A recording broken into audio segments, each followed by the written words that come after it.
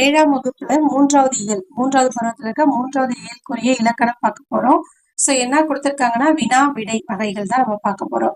So நிறைய சூழ்நிலைகள்ல நம்ம கிட்ட நிறைய பேர் வினாக்கள் கேட்பாங்க, நம்ம அதுக்கு விடையளிப்போம்.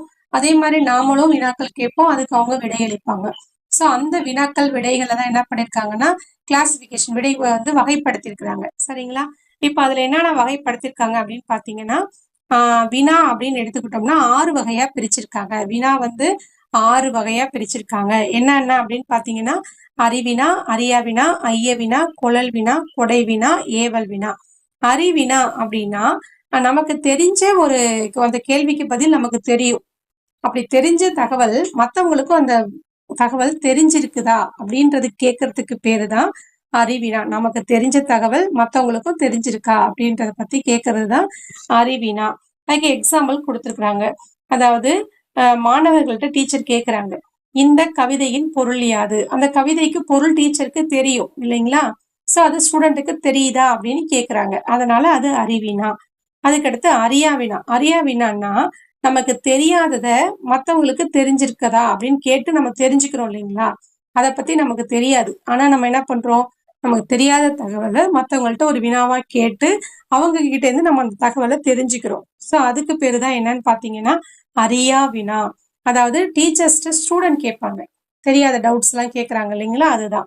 சோ ஆசிரியர்கிட்ட டீச்சர் ஸ்டூடெண்ட் கேட்கறாங்க, இந்த கவிதையின் பொருள் யாது என்று மாணவர் கேட்பது. சோ கேள்வி ஒண்ணுதான், இந்த கவிதையின் பொருள் யாது அப்படின்னு கேள்வி ரெண்டுத்துலயும் ஒண்ணுதான். ஆனா ஃபர்ஸ்ட் கேள்வி பாத்தீங்கன்னா மாணவர் டீச்சர்ட்ட கேக்குறாங்க, ஸ்டூடெண்ட் டீச்சர்ட்ட கேக்குறாங்க அப்படின்னா அது வந்து என்ன அப்படின்னு பாத்தீங்கன்னா ஸ்டூடெண்ட்டுக்கு தெரியாது, டீச்சருக்கு தெரியும். அதனால ஸ்டூடெண்ட் டீச்சர்ட்ட கேட்கறதுனால அது அறியா வினா, செகண்ட் டைப். ஓகேங்களா? இதுவே டீச்சர் ஸ்டூடெண்ட்ட கேட்கறாங்க, அப்ப டீச்சருக்கு தெரியும், ஸ்டூடெண்ட்டுக்கு தெரியாது. ஸோ டீச்சருக்கு தெரிஞ்சதை ஸ்டூடெண்ட் என்ன பண்றாங்க, கேட்கறாங்க ஸ்டூடெண்ட் கிட்ட. அவங்களுக்கு தெரிஞ்சது அவங்களுடைய மாணவர்களுக்கும் தெரிஞ்சிருக்கான்னு பாக்குறதுக்காக. அதனால அறிவினா. புரியுதுங்களா? வேற ஒண்ணுமே கிடையாது. அறிவினா அப்படின்னா நமக்கு தெரிஞ்சதை மத்தவங்களுக்கு தெரிஞ்சிருக்கான்னு கேட்டோம் அப்படின்னா அதுக்கு பேரு அறிவினா. அதுல இருக்க கேரக்டர்ஸ் யாரு, யாரு யார்கிட்ட கேக்குறாங்க, அதுவும் நமக்கு அந்த இடத்துல முக்கியமான விஷயம். சரிங்களா? அதை வச்சுதான் நம்ம கெஸ் பண்ண முடியும், தெரிஞ்சதை கேட்டிருக்காங்களா தெரியாததை கேட்டிருக்காங்களா அப்படின்றது. புரியுதுங்களா? அதே மாதிரி அறியா வினா அப்படின்னா நமக்கு தெரியாதத தெரிஞ்சவங்கள்ட்ட தெரிஞ்சுக்கிறோம். நம்ம தெரியாததுக்கான கேள்விய கேட்டு அதுக்கான பதில மத்தவங்க கிட்ட இருந்து நாம தெரிஞ்சுக்கிறோம். இதுக்கு பேருதான் அறியா வினா. அடுத்து ஐயம் வினா. ஐயம்னால என்னது, சந்தேகம், டவுட்டா கேக்குறது, இதுவா அதுவான்னு தெரியல. அப்ப நமக்கு என்ன ஏற்படுது, அந்த இடத்துல ஒரு ஐயம் ஏற்படுது. சோ அப்ப இதுவா அதுவா அப்படின்னு நமக்கு ஐயம் ஏற்படும் பொழுது அந்த ஐயத்தை நீக்கிறதுக்காக கேட்கிற வினாதான் என்னன்னு பாத்தீங்கன்னா ஐய வினா. சரிங்களா? இப்ப இந்த செயலை செய்தது மங்கையா, மங்கையா, அடுத்து என்ன கேக்குறாங்க, மணிமேகலையா? அது மங்கை செஞ்சாங்களா மணிமேகலை செஞ்சாங்களான்னு தெரியல, டவுட் வந்து போச்சு. அப்ப அந்த ஐயத்துல நம்ம கேட்கிறோம், அதனால அதுக்கு பேரு ஐய வினா. இன்னைக்கு என்ன திங்களா செவ்வாயா, இன்னைக்கு என்ன கிழமை அப்படின்னு டவுட்ல கேட்கிறோம் இல்லைங்களா? சோ அதுதான் இது வந்து பாத்தீங்கன்னா ஐய வினா, இந்த டவுட்டா கேட்டோம் அப்படின்னா. அடுத்து கொழல் வினா. கொழல் வினான்னா நமக்கு ஒண்ணு தேவை, நமக்கு அது வேணும், நமக்கு வேணும் அப்படின்றதுக்காக அதை வாங்கறதுக்காக நம்ம கேட்கறது கொழல் வினா. நமக்கு ஒண்ணு தேவைன்னா அது நமக்கு அதை வாங்க போறோம். இப்ப கடையில போயிட்டு நமக்கு அது வேணும், அப்ப அந்த கடையில போயிட்டு இது இருக்குதா அப்படின்னு கேட்போம், அவங்க இருக்குதுன்னா அதை நம்ம வாங்கிப்போம். சோ அதுதான் அந்த வினாவுக்கு பேரு கொழல் வினா. அதாவது ஜெயகாந்தன் சிறுகதைகள் இருக்கிறதா அப்படின்னு யார்கிட்ட கேட்கிறோம், நூலகர்கிட்ட கேட்கிறோம். அவர் இருக்குது அப்படின்னு பதில் சொல்லியிருந்தாருன்னா அவர்கிட்ட இருந்து அந்த புத்தகத்தை நாம வாங்குவோம். சோ இதுதான் வந்து கொழல் வினா. கொடை வினா அப்படின்னா கொடைனால என்னது, மத்தவங்களுக்கு நாம கொடுக்கறது தான் கொடை. அப்போ நம்ம கிட்ட ஏதாவது எக்ஸஸா இருக்குதுன்னா அது உங்களுக்கு வேணுமா, என்கிட்ட இருக்குது நிறையா, உங்களுக்கு வேணுமா அப்படின்னு கேட்போம். அவங்க வேணும்னாங்கன்னா அதை நம்ம கொடுப்போம் இல்லைங்களா? சோ அதனால கொடை. அப்போ என்னிடம் பாரதிதாசன் கவிதைகள் 2 படிகள் உள்ளன, உன்னிடம் பாரதிதாசன் கவிதைகள் இருக்கிறதா? என்கிட்ட 2 இருக்கு, உங்ககிட்ட இருக்குதா? அப்ப அவங்க இல்லைன்னு சொன்னாங்கன்னா என்ன பண்ணுவோம், 2ல இருந்து 1 அவங்களுக்கு கொடுப்போம். அதனால அதுக்கு பேரு கொடை வினா. அடுத்து ஏவல் வினா. ஏவல் வினா அப்படின்னால ஏவல்னால என்னது, ஒரு செயலை செய்யறதுக்கு ஏவுதல். சரிங்களா?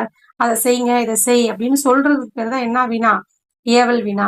இப்ப நம்ம வீட்டுல வந்து ஏதோ காய்கறி இல்ல, வீட்டுல இருக்கவங்க கடைக்கு போறாங்க, இப்போ டக்கு நம்ம என்ன சொல்லுவோம், வீட்டுல தக்காளி இல்ல, நீ கடைக்கு செல்கிறாயா அப்படின்னு கேட்பாங்க. ஸோ அந்த மாதிரி யார் யார்கிட்ட கேட்குறாங்கன்னா, அவங்க அக்கா வந்து தம்பி கிட்ட கேட்குறாங்க. தம்பி கடைக்கு போகும்போது வீட்டுல தக்காளி இல்ல, நீ கடைக்கு போறியா அப்படின்னுட்டு என்ன பண்றாங்க, அவனை வந்து போய் வாங்கிட்டு வான்னு டைரக்டா சொல்லாம, தக்காளி இல்ல நீ கடைக்கு போறியா, அப்ப போனீன்னா என்ன பண்ணு, எனக்கு தக்காளி வாங்கிட்டு வா அப்படின்னு அவங்க என்ன பண்றாங்க, ஒரு ஏவல், ஒரு கட்டளை இடுவாங்க இல்லைங்களா. அதன் பொருட்டு கேட்கறதுனால இதுக்கு பேரு ஏவல் வினா. ஓகேங்களா. நெக்ஸ்ட் விடை பார்க்கலாம். விடைன்னு எடுத்துக்கிட்டோம்னா விடை வந்து 8 வகைப்படும். வினா 6, விடை 8. நல்லா ஞாபகம் வச்சுங்க. வினா 6, விடை 8.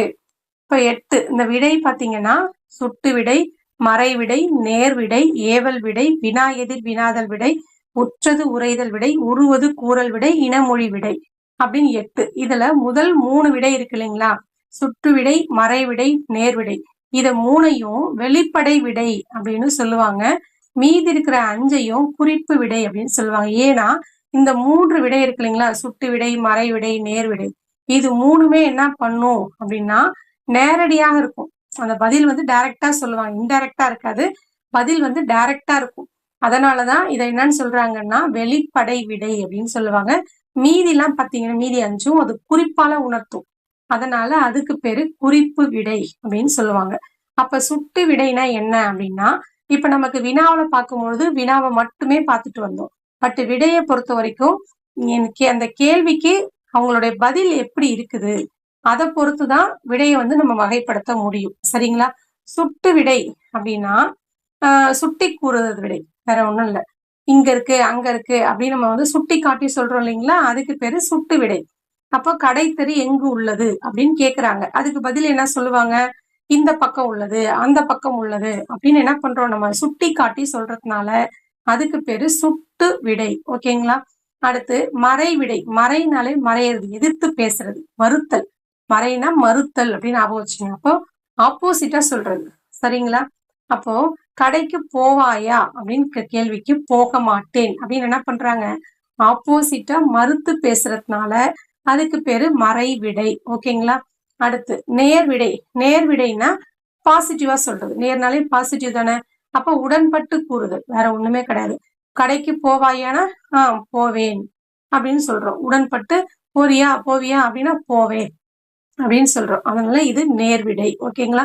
இந்த 3 விடைகளையும் வெளிப்படை விடைகள் அப்படின்னு சொல்றாங்க. வெளிப்படையா பதில் அப்படியே கொடுக்குது. அடுத்து பாருங்க, மீதி 5 எடுத்து பார்ப்போம். ஏவல் விடை. ஏவல் விடைனாலே ஏவுதல் பொருட்டு சொல்றது. ஒருத்தவங்கள வேற செய், அதை செய், இதை செய் ஏவுதல் பொருட்டு சொல்றது, வேற ஒண்ணுமே கிடையாது. சரிங்களா. இப்போ இது செய்வாயா, ஏதோ ஒரு வேலை, இதை செய்றியா இதை செய்வியா அப்படின்னு கேட்டா ஒண்ணு செய்வேன் அப்படின்னு சொல்லணும். செய்வேன் அப்படின்னு சொன்னா அது நேர்விடை, இல்ல செய்ய மாட்டேன் அப்படின்னா எதிர்விடை. ரெண்டுமே சொல்லாம என்ன பண்ணுவாங்கன்னா நீயே செய் அப்படின்னு என்ன சொல்லுவாங்க. அப்போ நான் செய்ய மாட்டேன் நீ செய் அப்படின்றத அவங்க என்ன பண்றாங்க, நீயே செய் அப்படின்னு ஏவுறாங்க. அதனால இதுக்கு பேரு ஏவல் விடை.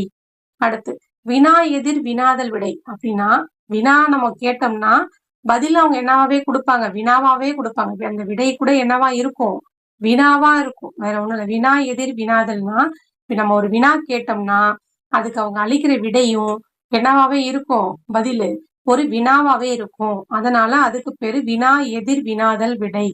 அப்ப பாத்தீங்கன்னு வச்சுக்கீங்களேன், என்னுடன் ஊருக்கு வருவாயா அப்படின்னு நம்ம கேக்குறாங்க.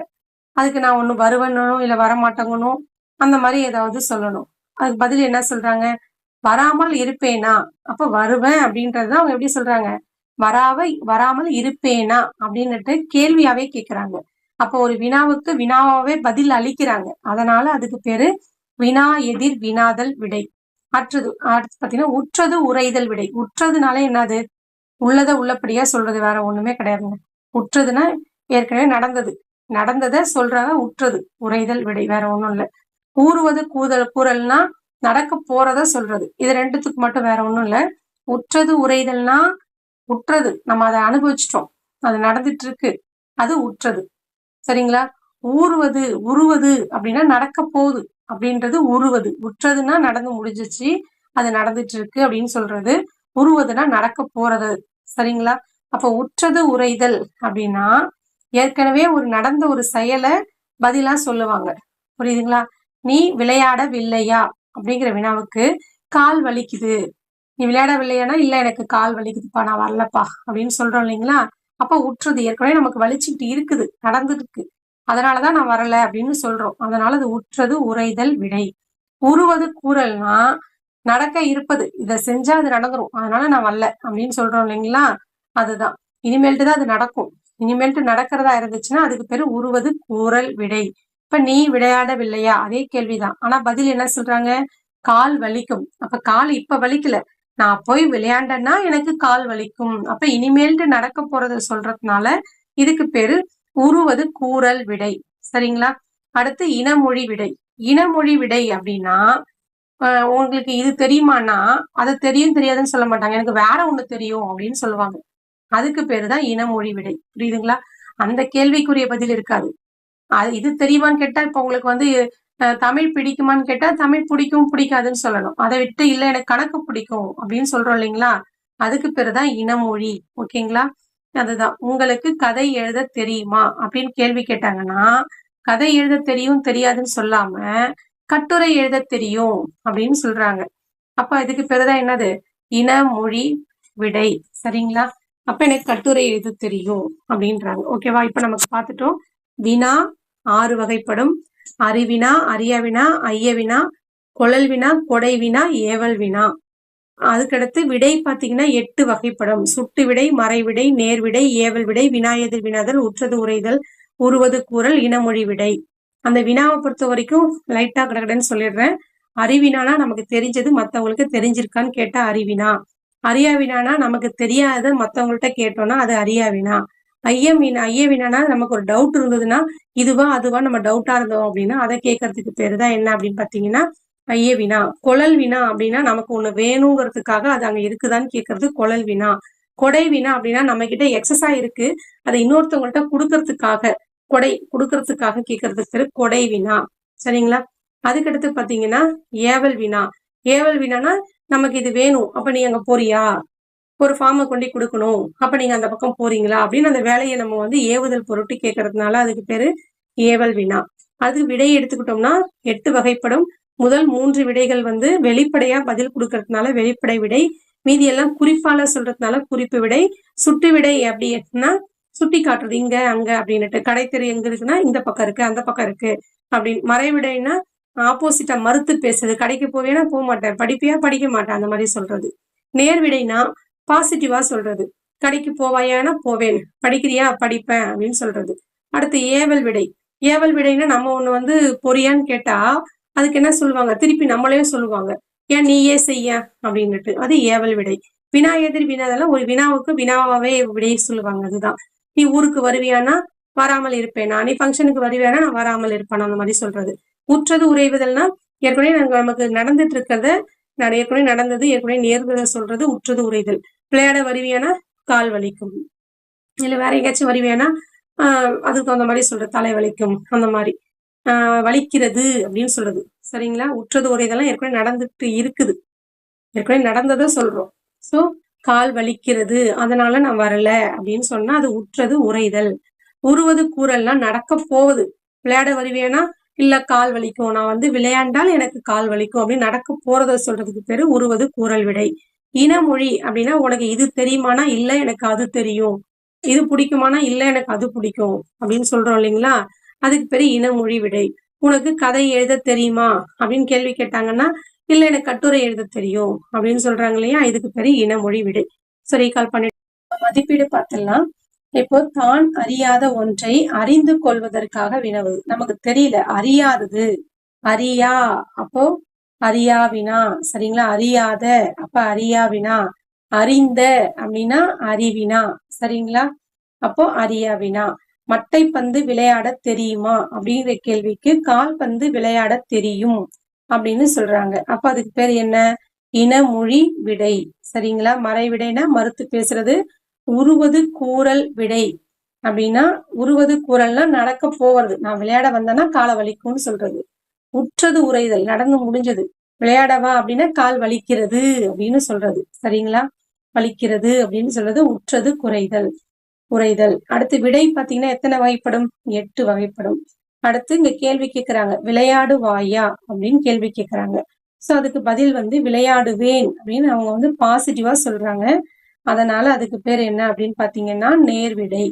அடுத்து விளையாடுவாயா, அதுக்கு பதில் பாத்தீங்கன்னா விளையாட மாட்டேன் அப்படின்னு மறுத்து பேசுறதுனால அது மறைவிடை. அடுத்து விளையாடுவாயா, படிக்க வேண்டும். அவங்க விளையாடுறியா வரியான்னு கேக்குறாங்க, இவங்க படிக்க வேணும்னு சொல்றாங்க. சோ மாத்தி மாத்தி பேசுறாங்க. மாத்தி பேசுனா அதுக்கு பேர் என்ன? இனமொழி விடை. அடுத்து விளையாடுவாயா, கை வலிக்கும்.